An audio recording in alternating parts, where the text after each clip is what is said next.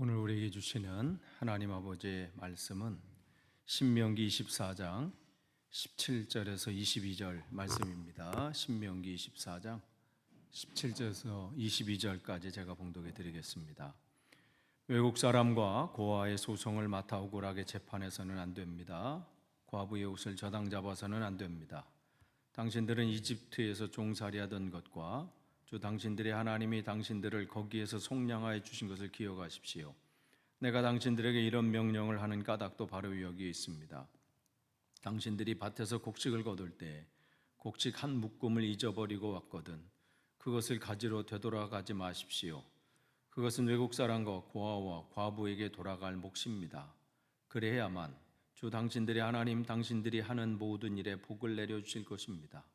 당신들은 올리브나무 열매를 딴 뒤에 그 가지를 다시 살피지 마십시오. 그 남은 것은 외국 사람과 고아와 과부의 것입니다. 당신들은 포도를 딸 때에도 따고 난 뒤에 남은 것을 다시 따지 마십시오. 그 남은 것은 외국 사람과 고아와 과부의 것입니다. 당신들은 이집트 땅에서 종살이하던 때를 기억하십시오. 내가 당신들에게 이런 명령을 하는 까닭도 바로 여기에 있습니다. 아멘. 우리가 살다 보면요, 어쩔 수 없이 그렇지 말아야 하는데도 눈에 보이는 그 상황에 따라 판단하게 돼요. 그러니까 그 사람이 어떤 위치에 있느냐, 부자냐, 가난하냐, 지위가 높으냐, 낮으냐, 세상에서 좀 알아주는 대단한 사람이냐, 아니면 별 볼 일 없느냐, 여기에 따라서 우리가 대하는 게 또 언어나 또 행동이 안 그런다고 말해도 티가 나요. 제가 여주에 첫 목회에서 이제 할 때 면장이 한 번 왔거든요.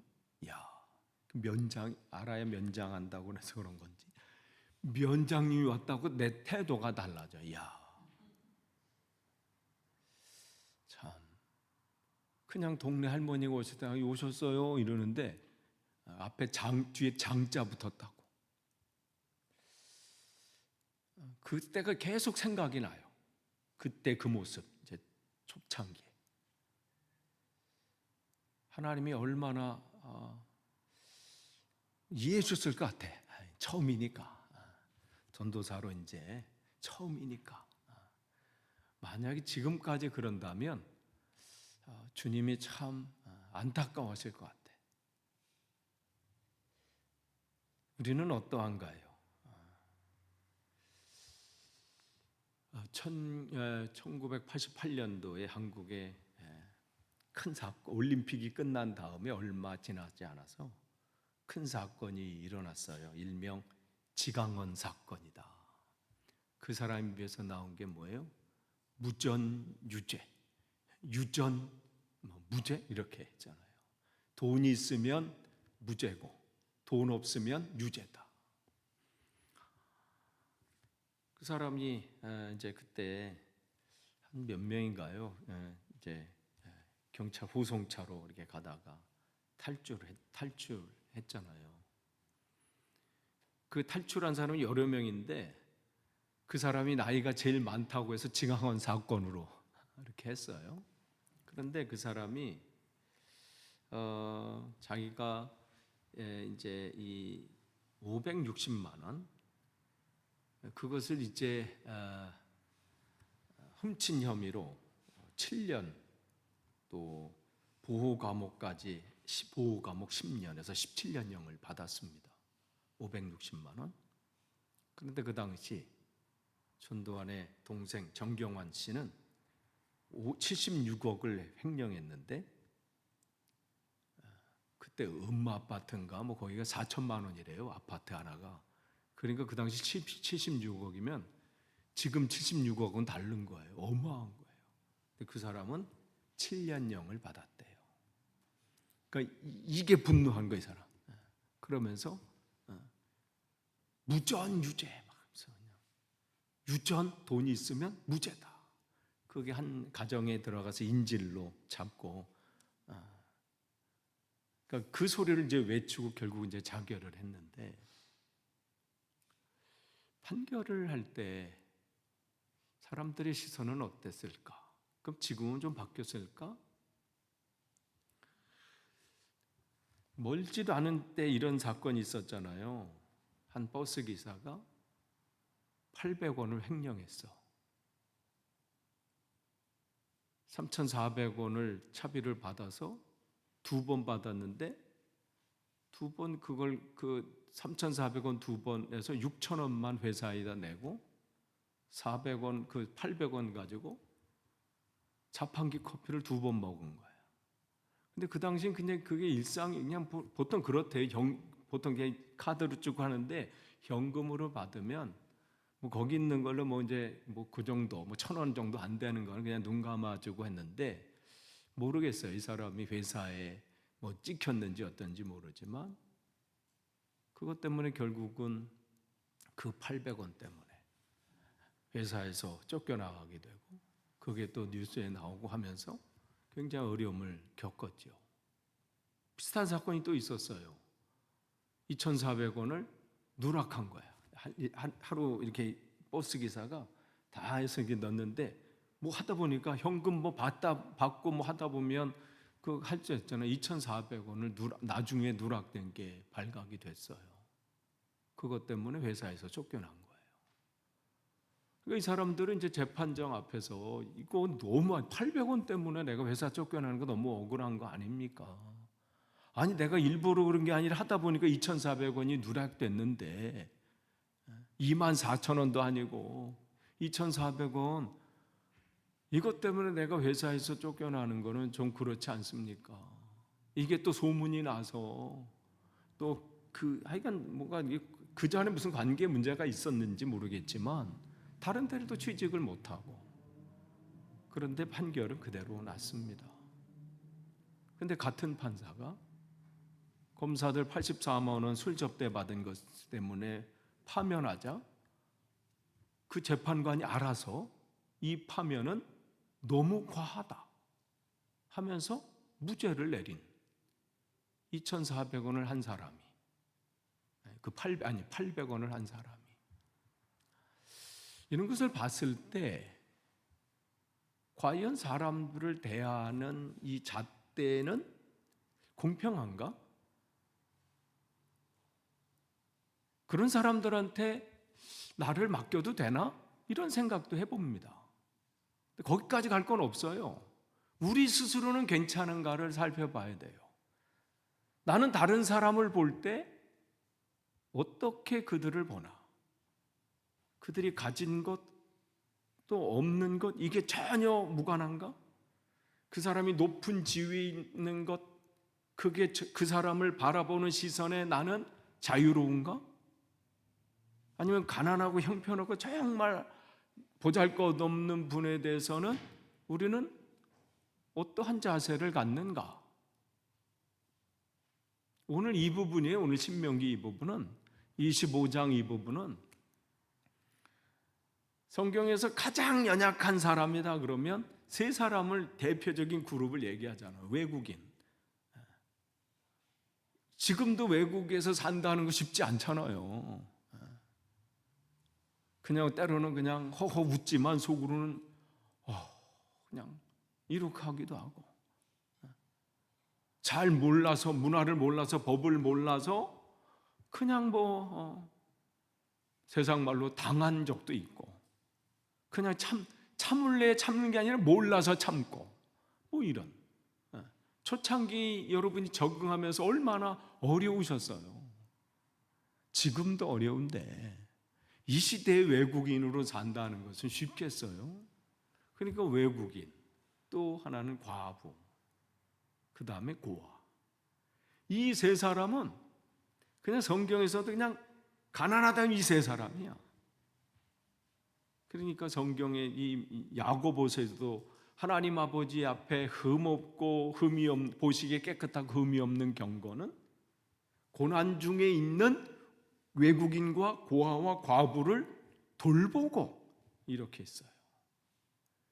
경건하다, 그 경건의 시작은 그 가난하고 정말 힘든 그 사람들을 그들이 고난이 있는 것을 보았다면 돌보라는 거예요. 그게 처음이에요. 그 다음에 뭐라고 해서 자기를 지켜 세속에 물들지 않게 하는 것이다. 근데 우리는 개인적인 부분에서 참 잘하는 부분이 있어요. 내가 하나님 앞에 온전히 서려고 하고, 말씀 가운데 서려고 하고, 묵상하고, 성경 공부하고, 또 기도 생활하고. 근데 남과의 관계 속에서는 개인보다는 조금 어려운 부분들이 많이 있지요.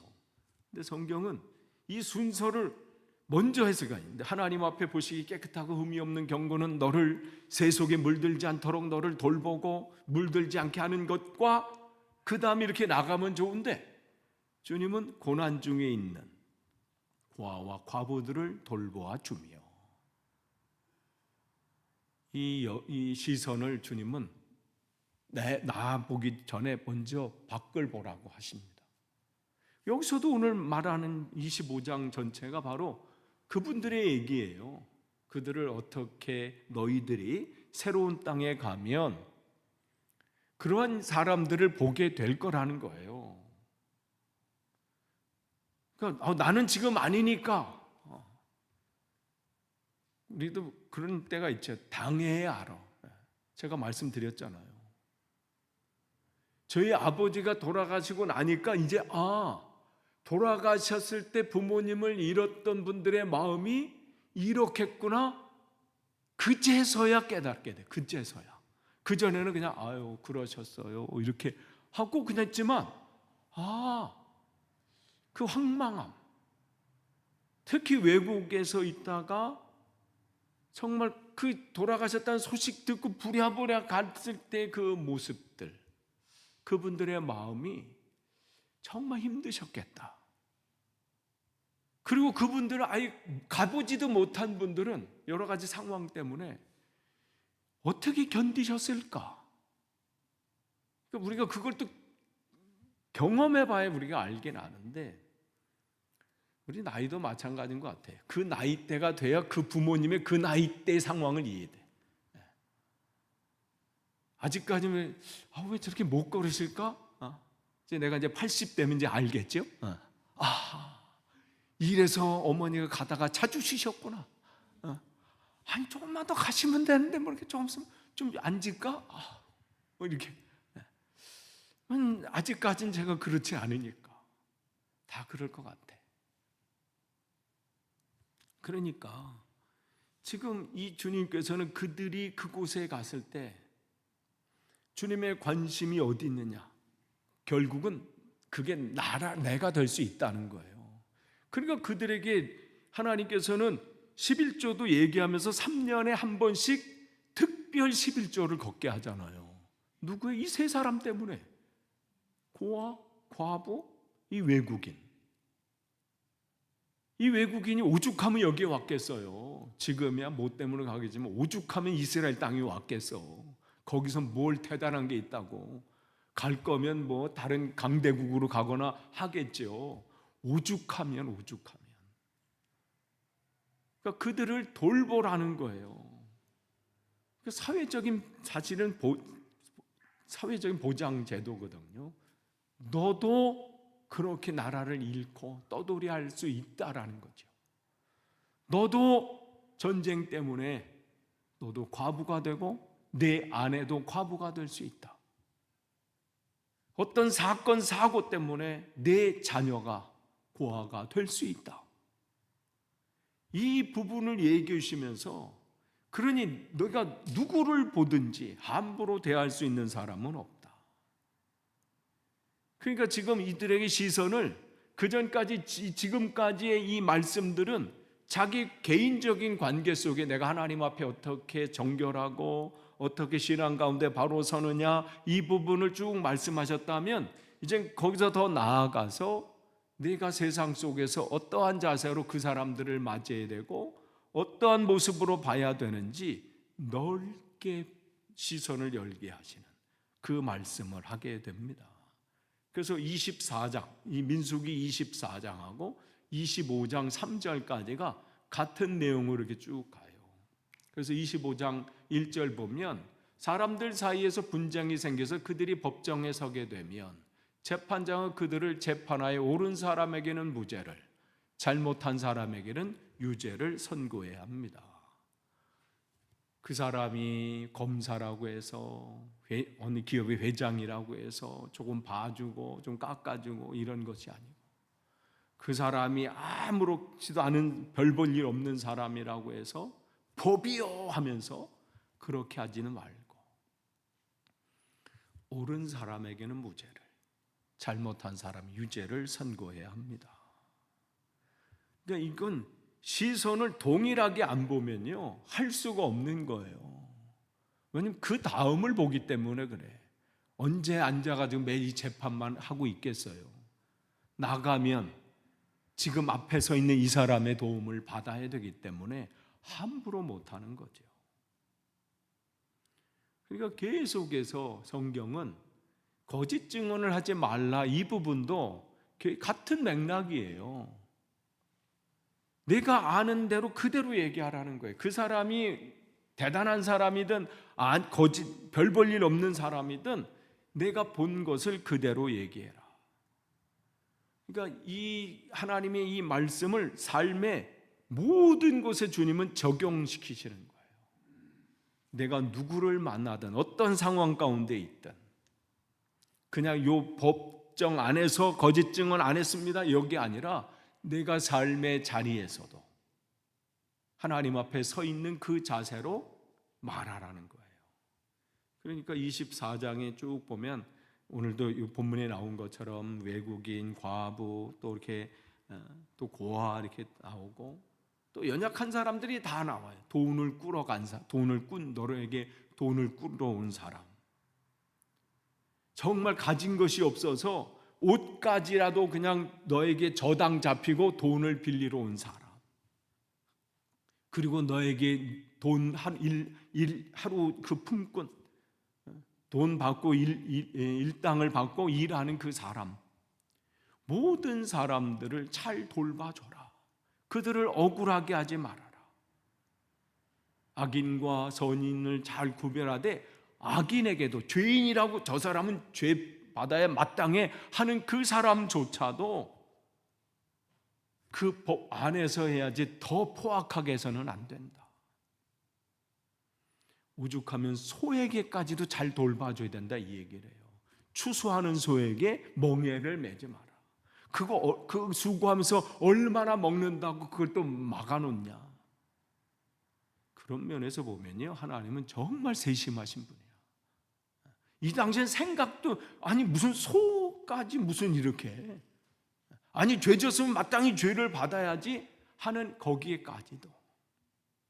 그러니까 우리는 누군가를 다 만나는 사람들이고 결국은 나도 순간 잘못 판단하고 순간 잘못하면 그 자리에 서 있을 수 있는 사람이 된다는 거예요. 나도 나그네가 될 수 있고, 나도 과부가 될 수도 있고, 나도 고아가 될 수도 있고, 나도 누군가의 꿇어가는 신세가 될 수 있고, 때로는 잘못 판단해가지고 법정에 설 수밖에 없는 그런 상황이 될 수밖에 없고, 그런 모든 상황 가운데 내가 그 사람들에게 이웃이 되어 주라는 것이죠. 그들을 거짓 증언해서 또 그들이 가진 것이 별로 없다고 해서 함부로 대해서, 그래서 성경은 그것을 하나하나 주님께서 너희들이 새로운 땅 그곳에 시작할 때는 정말 이 모든 것 하나하나를 기억하라고 말씀하셔요. 그 사람이 거기 24장 12절 13절 보면요, 그 사람이 가난한 사람이면 예를 또 드시는 거예요. 당신들의 그 담보물을 당신들의 집에 잡아둔 채로 잠자리에 들면 안 됩니다. 그러니까 그 사람이 가진 게 없어서 이거라도 맡긴 거예요. 뭘 맡겼냐면 보니까 겉옷을 맡긴 거예요. 근데 해가 아침에 이제 맡기고 뭔가 빌려갔어요. 그러면 우리 상식으로는 어떻게 돼요? 갚을 때 돌려줘야 되잖아요. 근데 뭐 해가 질 무렵에는 그 담보물을 반드시 그에게 되돌려 주어야 된다. 야, 이럴 것 같으면요 안 빌려주죠. 얼마나 번거로운 일이에요. 그게 뭘 대단한 거라고 갖고 있다가 또 저녁에는 또 줘야 된대. 왜 그래요? 그래야만 그가 담보로 잡혔던 그 겉옷을 덮고 잠자리에 들 것이며, 이 겉옷은요 그들이 가지고 있는 마지막 것이에요. 다 하고 이제 남은 건 이 겉옷밖에 없어. 이 겉옷이라는 것은 단순히 겉옷이 아니라 밤에는 춥기 때문에 그들이 이것을 덮고 자야 되는, 그의 생존과도 관련되어 있는 거예요. 그것을 돌려줘라. 정말 이럴 줄 알았으면 아예 모르고 번거로운 일이니까 안 할 것 같아. 근데 여기 하나님의 세심한 배려가 있지요. 그것을 줌으로써 어떻게 해요? 그 사람은 그거에 대한 부담감을 또 내려놓게 되잖아요. 어떻게 가서 달라고 그러겠어요? 근데 그 줌으로써 나의 형편들을 되돌아보는 그 사람을 고맙게 생각하지 않겠어요? 거기서 악한 마음을 갖겠어요? 그렇게 되면 어떻게 해요? 당신들에게 복을 빌어줄 것입니다. 결국은 하나님이 보고 계시고 하나님이 셈하신다는 거예요. 그렇잖아요. 주 당신들이 하나님의 보시기에 옳은 일입니다. 그러니까 하나님은 당신들이 돌봐야 될 사람들을 지금 24장과 25장 3절까지 쭉 나열해 놓으셨어요. 참 거기 여러분 읽어보시면 돌볼 사람들이 정말 많아요. 그 대표적으로겠지만 하나하나 이렇게 또 세분을 하면요, 모든 사람들이 우리가 돌봐야 될 사람들입니다. 심지어는 잘못한 사람까지도 배려해 줘야 된다, 이 말씀을 하세요. 그러니까 여기서 두 가지 얘기를 해요. 24장에 그들을 억울하게 하지 말라, 또한 그들을 위해서 남겨둬라, 이 말씀을 하십니다. 아니 과부의 옷이에요. 더 이상 뭐 할 수 있는 게 없어서 옷을 맡겼는데 그 옷까지도 해가 지기 전에 그때는 돌려줘라, 이 말씀을 하시는 거예요. 그러니까 이웃에 대해서 정말 그가 정말 가난하고 정말 형편없고 여러 가지 상황 속에서 정말 아무것도 아닌 사람일지라도 다른 사람들은 그를 함부로 대하고 억울하게 하고 잘못된 판결을 하고 자기 멋대로 그렇게 한다 할지라도 너는 그들을 아프게 하지 말아라. 너희는 그들을 억울하게 하지 말아라. 이 말씀을 하시는 거예요. 우리의 삶에 우리에게 주시는 말씀이에요. 또한 어떻게 해요?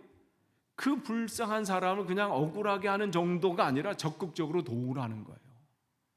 추수하다가, 이때가 추수 제절이에요. 추수 때. 그런데 추수하다가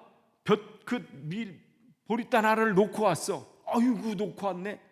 그거 가지고 그냥 놓고 오게 하신 이유가 있겠지. 그냥 놓으라는 거예요.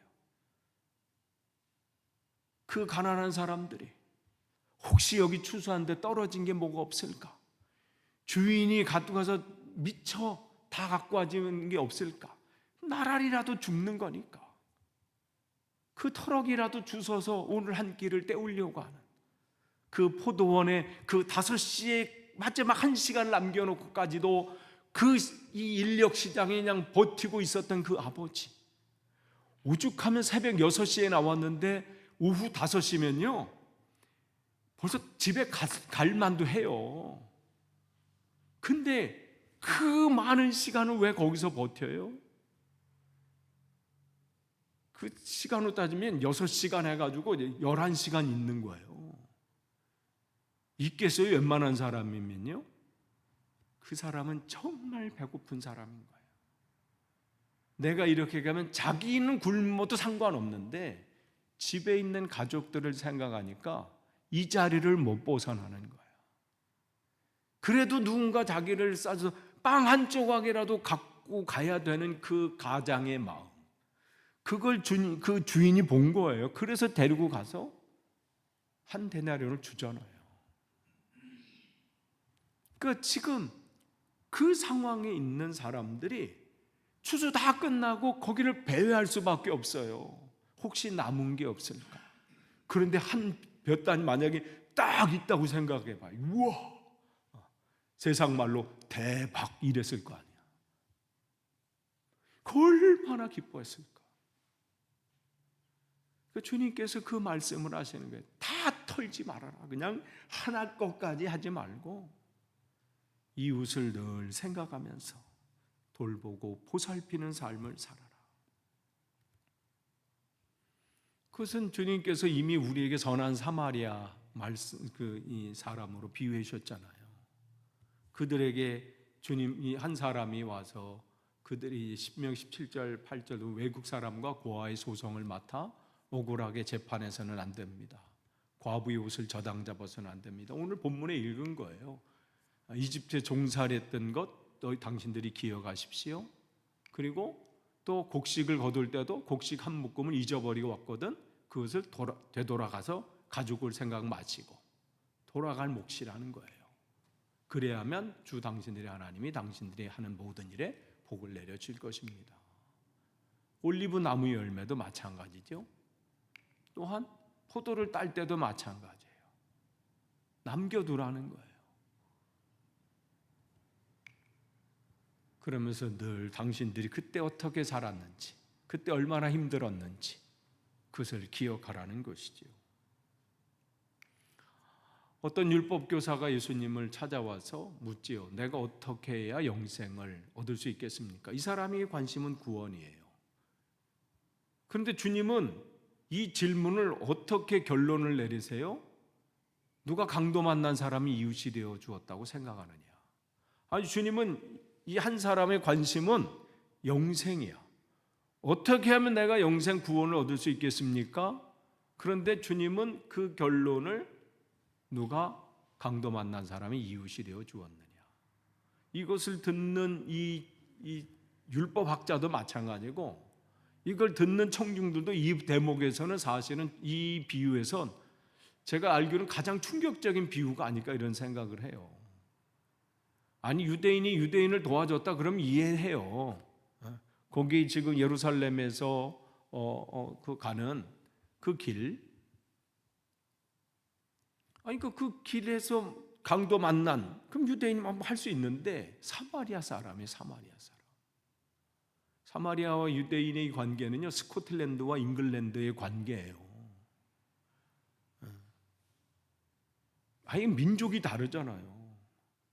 로마가 여기 400년 집권하고 나서 이제 식민지하고 나서 떠나고 난 다음에 드디어 우리 해방이 오는구나. 스코틀랜드, 웨일즈 사람 막 몰려오는데 여기에 이제 살았던 사람들이 이러면 우리의 기득권 다 놓치지? 하면서 외국의 손을 빌리잖아요.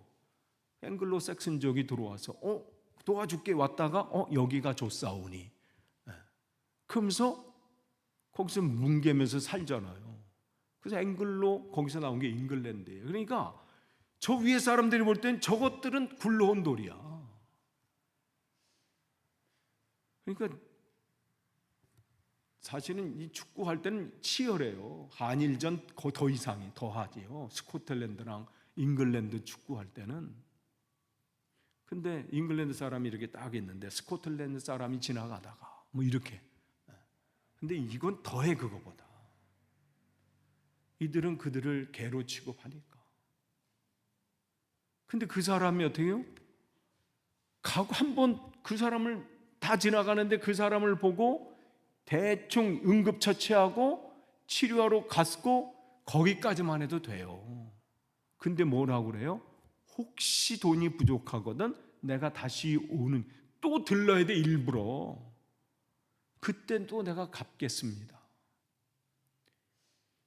이 모든 것을 듣고 뭐라고 대답해요? 누가 자비를 여기에서 이웃이 되어 주었느냐 했을 때 사마리아라는 그 단어조차도 이들은 말하는 게 싫으니까 어떻게 해요? 자비를 베푼 자입니다. 그 정도로 관계가. 그러니까 주님의 관심은 내가 영생에 대해서 관심이 있느냐? 정말 하나님 앞에 흠없고 깨끗하고 흠없는 경건의 삶을 살길 원하느냐? 그러면 그거 하기 전에 내 이웃이 누구인지를 보라. 이 말씀을 하시는 거예요. 근데 여기 보면 이 사람이 좀 내 이웃이 누구입니까가 아니에요. 이 사람이 입장에서 봤을 때 이 세 사람 중에 누구를 이웃으로 생각했겠느냐라는 거예요. 우리 교회의 이웃은 누구입니까? 아니, 우리 교회 내 입장이 아니라 다른 사람들이 나를 이웃으로 생각합니까? 정말 고난과 힘겨운 그런 상황 가운데 있는데 다른 사람은 몰라도 저분만은, 주님의 관심은 내가 그 자리에 있기를 원하시는 거예요. 아무도 찾아주지 않아. 거의 죽게 돼 있어. 이제 그냥 방치해두면 죽어. 근데 이 사람이 그냥 하는 사람이 아니잖아요. 사업차 가는 길이에요. 어디 여행 간다면 그나마 또 이해돼. 사실 여행 가도 바빠요. 그 길 가려면. 그 가는 길에 멈춰야 돼요. 멈추는 거 쉽지 않아요. 뭐 멈출 수 있지. 그 멈추면은요, 자기의 모든 것을 쏟아부어야 되는 거예요. 자기 이 사람 쏟아붓는 거예요. 시간 써야지요. 돈 썼지요. 근데 거기서 끝나지 않고 다시 또 돌아오는 번거로움을 해결해야 되지요. 주님의 관심은 내 발걸음이 혼자 주님, 나는 주여 주여, 내가 주님의 이름으로 선지자 노릇하고 내가 귀신을 내쫓고 많은 기적을 행했습니다. 여기 관심이 없어요. 내가 헐벗었을 때, 내가 굶주렸을 때, 내가 감옥에 갇혔을 때, 마태복음 25장에 나오는 그 사람은 아무것도 아닌 건 줄 알고 그냥 늘 하던 그 섬김의 삶을 살았는데 주님은 그걸 보고 계셨다는 거예요. 근데 한 사람은 언제 주님이 그러셨습니까? 관심이 없었던 거죠. 근데 주님은 거기에 관심이 있으신 거예요. 우리 주위에 정말 힘겨운 사람들이 많이 있습니다. 경제적으로든 또 마음적으로든 건강으로든 아니면 여러 가지 상황 가운데 있든 정말 힘겨운 사람들이 많이 있어요. 그런 사람들을 우리 눈에 보이게 하시고 만나게 하신 것은 하나님이 나에게 복 주시고자 하는 기회예요. 그들에게 뭔가를 내가 베풀고 돌아오는 게 하나도 없을 수 있어요. 이 선한 사마리아인이 갈 때, 야, 요 사람을 이렇게 고쳐주고 딱 하면 내 사업에 이 사람이, 그런 게 없잖아요. 그 다음 이야기는 없어요. 그냥 그렇게 하고 그냥 그 사람은 간 거예요. 우리가 어떤 분은 이야기할 때, 이거 밑 빠진 독에 물 붓기 아닙니까? 밑 빠진 독에 물 붓기라도 붓는 거예요. 주님이 그 말씀을 하시는 거예요. 언제까지요? 주님 앞에 서는 그날까지. 70번씩 7번이라고 하는 것은 490번 이게 아니에요. 카운트해서 490번 아우 다 됐죠? 이게 아니라 끝이 없다는 거예요. 그러니까 오늘 그들이 이제 새롭게 이제 그 막 들떠 있는 그들에게 이 말씀으로 그들에게 명확하게 해주시는 겁니다. 정말 한 사람을 구원하고 한 사람을 얻고 그 모든 것 번거롭고 수고하고 나누고 섬기고. 성경 하나 찾고 우리 끝을 맺겠습니다. 성경 같이 읽겠습니다. 고린도전서 9장 19절서부터 23절이에요. 없어요. 찾으셔야 돼. 네. 고린도전서 9장 19절에서 23절 한번 보세요. 제가 천천히 읽을게요. 고린도전서 9장 19절에서 23절 제가 세 번역으로 천천히 읽겠습니다. 나는 어느 누구에게도 얽매이지 않은 자유로운 몸이지만 많은 사람을 얻으려고 스스로 모든 사람의 종이 되었습니다. 20절 여러분이 읽으세요.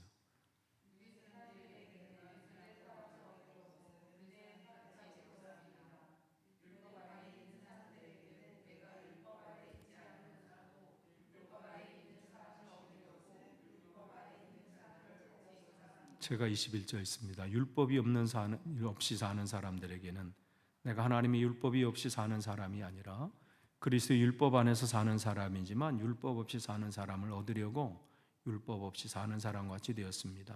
22절 읽으세요.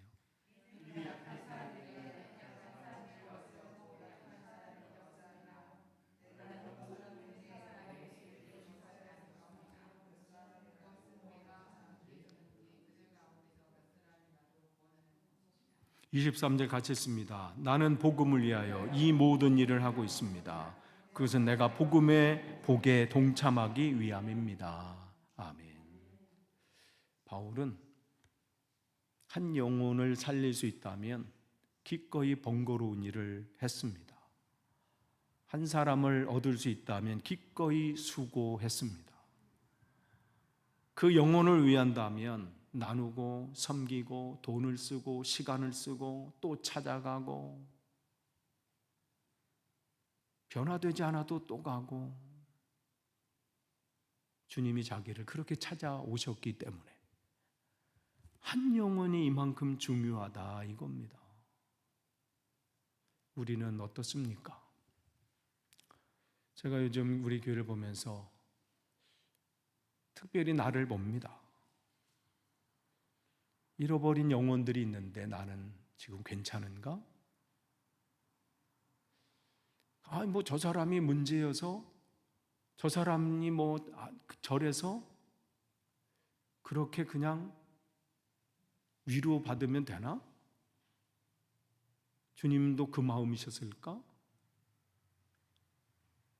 아닌 거예요. 그래서 다시 되돌아봅니다. 나는 그에게 이웃이 되어 주었나?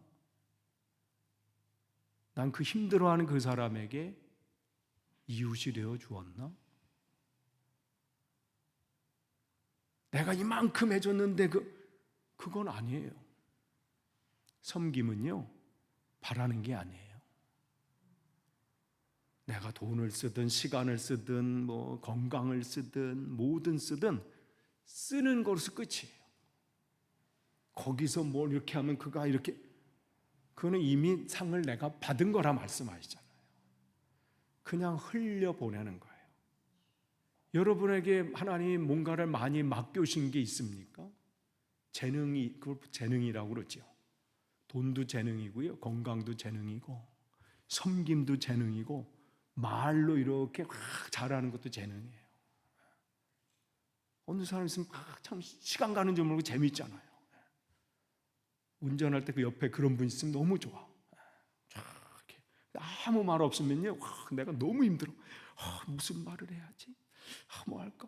그래서 한마디 하면 뭐 어떠셨어요? 네, 끝이야. 그것도 재능이에요. 한마디만 내가 탁 던져주면 막 하면요, 얼마나 내 마음이 편한지 몰라. 1시간 반이 너무 이분 혼자 막 그런 것도 재능이에요. 어떤 분들은 안 보이는 것을 다 구석구석 청소하고 모든 거, 여러분이 하나님이 뭔가 다 주셨어요. 그것은 어떻게 해요? 섬기라고 주는 거예요. 건강에 있으십니까? 건강 쓰세요. 돈도 쓰고 시간도 쓰고 재능도 쓰시고 그거 다 흘려보내지만 하나님이 어떻게 되게 그것을 기뻐하신다 이 말씀하시잖아요. 이스라엘 백성들이 복받게 하시려고 주신 거예요. 이 말씀 오늘 저에게 주는 거고 우리에게 주는 거예요. 혹 우리 주변을 봅시다. 아파하는 사람은 없습니까? 견디다 못해 떠나간 사람은 없습니까? 내 주위에 손을 내미는데 내가 바쁘다는 핑계로 내가 여러 가지 상황으로 인해서 혹시 소홀히 한 것은 없습니까? 다시 한번 점검하고 잃어버리거나 또 있다면 찾고 구하고 한 양을 찾아서 헤매는 그 주님의 마음을 가지고 우리가 온전히 서길 원합니다. 기도하겠습니다. 하나님 감사합니다. 주님께서 이스라엘 백성을 복되게 하시려고 섬길 수 있는 또 나눌 수 있는 기회를 허락하셨습니다. 주님, 우리에게 주신 말씀입니다. 주님, 우리가 다시 한번 되돌아보길 원하고 하나님의 마음을 가지고 설 수 있도록 인도해 주옵소서. 예수님의 이름으로 기도합니다. 아멘.